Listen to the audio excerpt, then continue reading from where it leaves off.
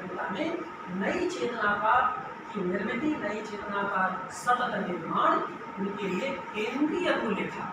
और यही वजह है कि साहित्य को आप जितना भी पढ़ोगे, मैं नई पीढ़ी से केवल ये आह्वान करना चाहता हूँ, अगर आपने नहीं पढ़ा है तो केवल अभी चर्चा मैं करूँगा कि क्योंकि पद्मावत का विश्लेषण और शमशेर की काव्यानुभूति की बनावट और लघु माधव के बहाने हिंदी कविता में एक बहस, केवल साहित्य क्यों लोकतंत्र की कसौटियाँ तो बाद पढ़िए, तो यह तीन निबंध पढ़ जाइए, आपको पता चलेगा कि पढ़ने के उपरांत आपने कितना नया सीखा। आप बड़ा यकीन मानिए, मैं तो अपने विद्यार्थियों को, जैसे अमित ने कहा कि पूरा प्रसंग के माध्यम से विश्वविद्यालय संरचना में जहाँ बहसें होती हैं, जहाँ बातचीत, मैं लगातार प्रमोट करता रहता हूँ कि यहाँ से दो बातें होंगी। एक तो भारतीय ज्ञान परंपरा से आपका जुड़ाव महसूस होगा, दूसरे बात को कैसे प्रस्तुत किया जाए, अपनी बात को कितने बौद्धिक और तार्किक तरीके से कही जाए, इस बात का भी सलीका विकसित होगा। और आप जान लो कि आप हिंदी साहित्य के विद्यार्थी शोधार्थी हो, जब हिंदी साहित्य शोधार्थी हो तो तय है कि आगे चल करके आपको बोलना है और आपको आलोचना करनी या पढ़ाना है। तो पढ़ना पढ़ाना तो आपका मुख्य सरोकार है, जो पढ़ना पढ़ाना मुख्य सरोकार है, इसे आपने चुन ही लिया, तो थोड़ा सा पढ़िए, थोड़ी तैयारी करिए, आपका जिसे कहते हैं कि आत्म संस्कृति की बौद्धिकता का विकास होगा। साहित्य की आलोचना आपके भीतर आत्म संस्कृति की बौद्धिकता का विकास करेगी, और आत्म संस्कृति की बौद्धिकता का मतलब यह है कि सबसे पहले खुद को बदलेगी, खुद को समृद्धि करेगी, और फिर 10-20 के ग्रुप बना करके आपके भीतर बेचैनी होगी। इसलिए बेचैनी होगी कि विवेचना की जो बौद्धिक गोष्ठियाँ होती थी, ये सारे के सारे जो निबंध उनके प्रकाशित हैं, सब गोष्ठियों में पढ़े गए पर्चे और उन पर बहसें थी।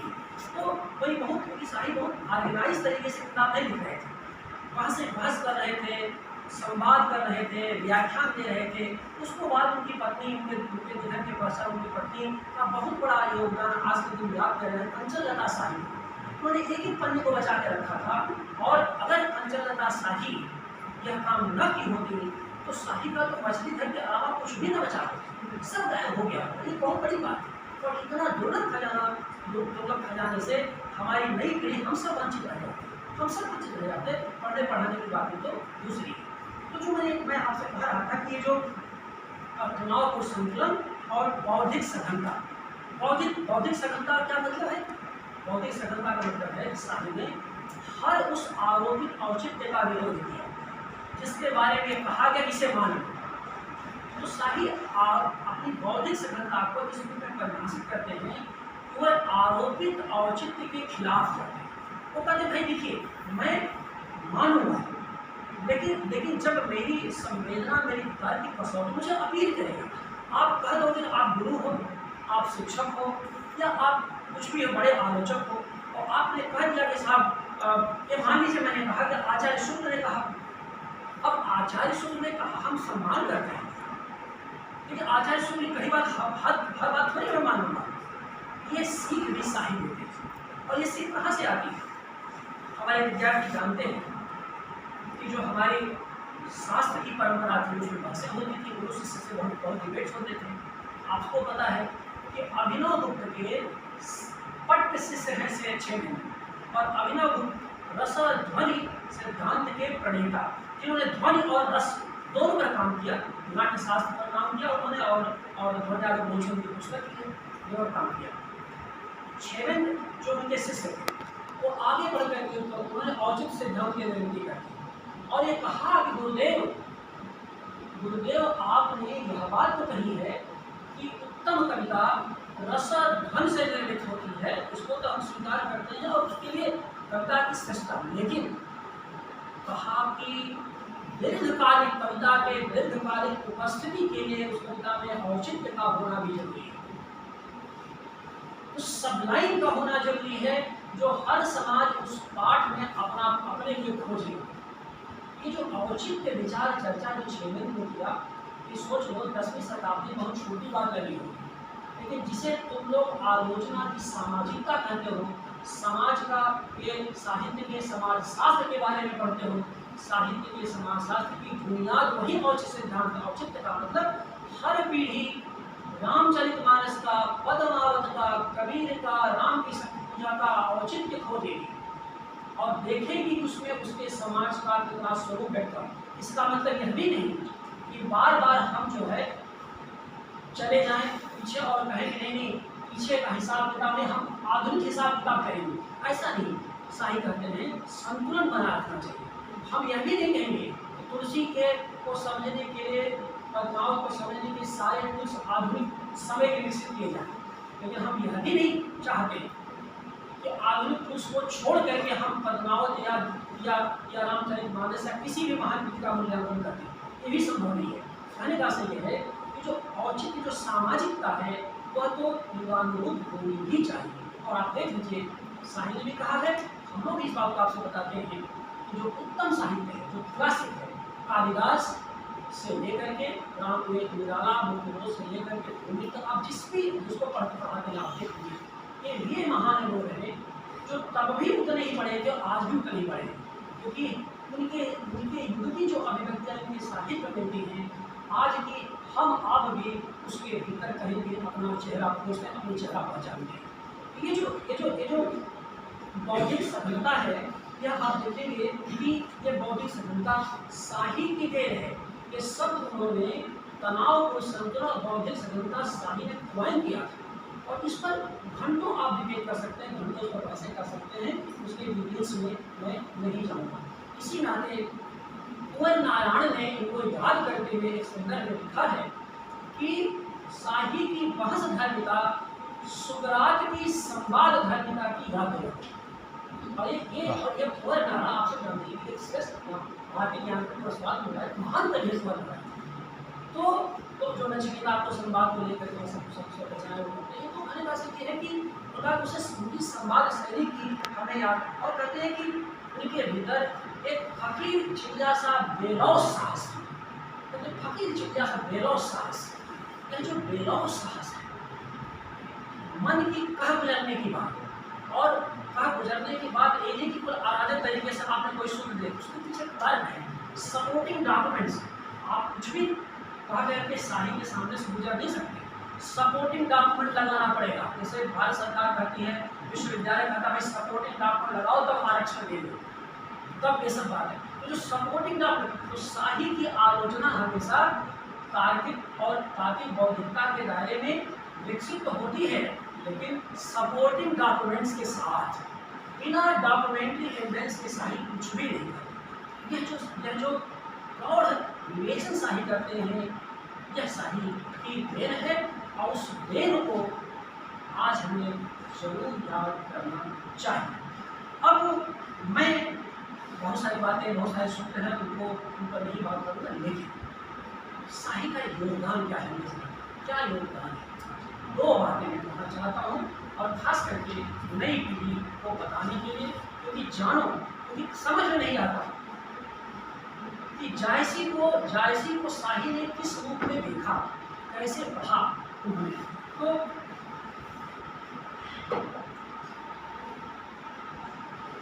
एक तो जायसी का, एक जायसी विजय देवाना शाही हिंदी आलोचना में अपने दो योगदान के महान, बाकी और से बहुत सारे योगदान आप कह सकते हैं, लेकिन दो योगदान के टक्कर का कोई आलोचक हिंदी में नहीं, कोई आलोचक नहीं। अगर कोई आलोचक की बात मैं कह रहा हूँ तो मैं रामकृष्ण खड़गारी, नावर सिंह और अमला शर्मा को याद करना चाहता हूँ। ये सब महान लोग, इन सबसे हमारी निर्मित हुई है, लेकिन विजय देवाना शाही का योगदान जो है वो तो इनसे कहीं आगे का है। यह भी आज समझने की बात है। जैसे जायसी और जायसी के बहाने पद्मावत का विश्लेषण, इसके बारे में मैंने आपसे कहा कि नामवर सिंह जैसा दिग्गज आलोचक भी यह कहता है कि पद्मावत का विश्लेषण राम की शक्ति पूजा जैसे महाकाव्यात्मक कविता के समकक्ष है। नामवर सिंह अपने समय में अपने गुरु को छोड़कर किसी की तारीफ नहीं करते थे, और उनके गुरु द्विवेदी, अब दोनों खाटी बनारस की, तो उनको छोड़ के, लेकिन नामवर सिंह ने हमेशा कहा कि मैंने जायसी की आलोचना से बहुत कुछ सीखा है। और दौर था जब नामवर सिंह बनारस में थे, बेरोजगार थे, और इलाहाबाद अक्सर जाते थे और वहाँ की गोष्ठियों में सहभागी होते थे। 50 के का दौर था इलाहाबाद का, और इलाहाबाद तब साहित्य का केंद्र हुआ करता था। इसको आगे चल के धीरे धीरे बनारस और इलाहाबाद और तो साहित्य के तब 50% के केंद्र हुआ करते थे। और आगे चल करके तो फिर धीरे धीरे दिल्ली राजधानी शिफ्ट हो गई, बहुत सारे लोग विस्थापित होकर के दिल्ली चले गए। है तो साहित्य का जो योगदान है वो ये है जायसी को लेकर। अब जायसी को लेकर क्या योगदान है? जायसी को लेकर के उन्होंने सबसे पहला काम किया कि आचार्य शुक्ल से ही टकरा। देखिए और जायसी पर पुस्तक लिखने के उसके पहले 3 लोग काम कर रहे थे। जब जायसी पर वो व्याख्यान दे रहे थे, जायसी पढ़ रहे थे। 1924 में आचार्य शुक्ल जायसी ग्रंथावली का संपादन कर चुके हैं। 1953 में माता प्रसाद गुप्त जायसी पर लिख चुके हैं, और 1955 या 56 में वासुदेव सिंह अग्रवाल लिख चुके हैं। 3 श्रेष्ठ आचार्य शुक्ल, माता प्रसाद गुप्त और वासुदेव सिंह अग्रवाल। कभी तुम लोग पद्मावती व्याख्या कर पढ़ लो, व्याख्या टेक्स्ट का कैसे, तो वासुदेव सिंह अग्रवाल ने पद्मावती की टीका लिखी और वो जबरदस्त टीका है। और वो तत्व जिसे कह सकते हैं वो संस्कृति के आचार्य थे, प्राचीन साहित्य प्राचीन इतिहास में बहुत गति थी। अब उन्होंने पहला काम ये किया, उन्होंने कहा कि अब हम जो है अब जायसी को सूफी फकीर नहीं मानते जैसा कि आचार्य शुक्ल मानते हैं या पूर्व पक्ष के सारे आलोचक मानते हैं। तो उनका जो बड़ा योगदान है उसके लिए बहुत सारे डिटेल्स में नहीं जानता कि क्या करना था किताब में, वो सब किताब में। लेकिन जो सूत्र आपको समझना है वो सूत्र ये है, उन्होंने ये कहा कि मैं शुक्ल जी के शब्दावली में जायसी को सूफी फकीर नहीं मानता, जायसी को कवि मानता है। ये बहुत बड़ा डिपार्चर है कि जायसी केवल और केवल कवि हैं, सूफी फकीर नहीं। दूसरी बात उन्होंने कहा कि जायसी जैसा कि कहा जाता है कि अपने समय में हिंदू और मुसलमान दोनों के लिख रहे थे, कि ये शाही ने कहा न हिंदू के लिख रहे थे न मुसलमान के लिख रहे थे, वह अपने समय के मनुष्य के लिए लिख रहे थे। और ये जो मनुष्य केंद्रित विवेचन था शाही का, वह भी उस जमाने में बहुत ही मूल्यवान था। तो अब आप उसको देखेंगे कि कविता की बहुत सारी प्रति एक उन्होंने कविता पर उनका जो दोहा कोट किया है कि औ मन जान कविता असकीना मप यह रहे जगत मह जीना। कहते हैं जायसी के लिखते से समझते हैं, जो साहित्य तर्क देते हैं, एक तर्क देते हैं कि हर जगह उन्होंने जायसी ने अपने को कवि के रूप में याद किया है। जायसी यह भी कहते हैं कि मुझे जायस को कोई पहचानता ही नहीं, जायस को कोई जानता ही नहीं। तो तर्क ये दिया कि अगर वो सूफी फकीर होते तो उस जमाने के फकीरों को हर कोई लाखों लोग जानते, जहाँ दरबार सस्ता था और गाँव के लोग आते थे। तो अगर वो सूफी फकीर होते और उन्हें कोई जानता नहीं, तो जायसी ने अपने ही पद्मावत में बार बार कहा है कि मैं कवि हूँ और कवि के रूप में ये विवेचन कर रहा हूँ। तो जब कवि के रूप में खुद ही एक कवि घोषित कर रहा है, तो आप सूफी फकीर कहा करके उसके काव्यत्व की आलोचना या काव्यत्व की अवमानना क्यों कर रहे हैं? तो ये कहा कि आचार्य शुक्ल ने जायसी को शीर्ष पर बैठाया। ये कहा कि अगर आचार्य शुक्ल न होते तो जायसी का हिंदी में कोई नाम लेवा न होता, लेकिन जायसी को आचार्य शुक्ल ने सूफी फकीर कहा कर जो शीर्ष पर बैठाया, मैं उसकी आलोचना करता हूँ। और फिर जैसा मैंने कहा कविता का उन्होंने सैकड़ों उदाहरण दिया, अपने जायसी पुस्तक में दिया, कहा कि ये देखिए इतने सारे संदर्भ हैं जहाँ से जायसी को कवि के रूप में याद किया है। और सबसे बड़ी बात कहा कि कवि ही है जो परकाया प्रदेश को समझता है। और कहा कि हीरामन तोता से लेकर के और जो बाकी जो उसमें राघव चेतन और हीरामन तोता जैसे पात्रों का जो परकाया प्रवेश कराते हैं, यह केवल और केवल कविता की प्रतिभा की वजह से हो सकता है, किसी अन्य प्रतिभा के चमत्कार से संभव नहीं है। तो ये जो आप देखेंगे कि अब इस रूप में एक और उन्होंने पंक्ति बोल की है कि हम सब कवि ने केरी कुछ लगा कछु कहीं चला कबल दे डगा। एक ठीक अवधि है, हम सब कवि ने केरी कुछ लगा। एक तो कहा मैं कवि हूँ लेकिन एक बात कवि में कहीं अहंकार न हो जाए, मैं कवि हूँ, सुनागा कि हाँ सब कवि ने किए ही पिछड़ा। पूर्व में जो भी कवि हमारे बीच रहे हैं, उन सब कवियों को मैं फॉलो करता रहा हूँ, उनका अनुचर हूँ। लेकिन कहा कि अनुचर हो जाऊंगा कि बात उलट जाएगी, सब कहेंगे साथ दूसरों का भी किया, तब कहते दूसरी भाषा से कछ कहीं चला तबल देख डला। कहा कि उनको तो मानता हूँ, लेकिन उनके साथ अपनी समझ से ताली बजाते हुए पूरा धूमधाम से कविता करता हूँ, निर्भीक भाव से कविता करता हूँ। तबल देख डला मैंने पूरी निर्भीकता से कविता करता हूँ, पूरी साहसिकता से कविता करता हूँ और बहुत कुछ नया कहने की मैं कोशिश करता हूँ। तो अब आप देखेंगे कि एक तो ये चीज़ें उनके यहाँ रही है। और दूसरी बात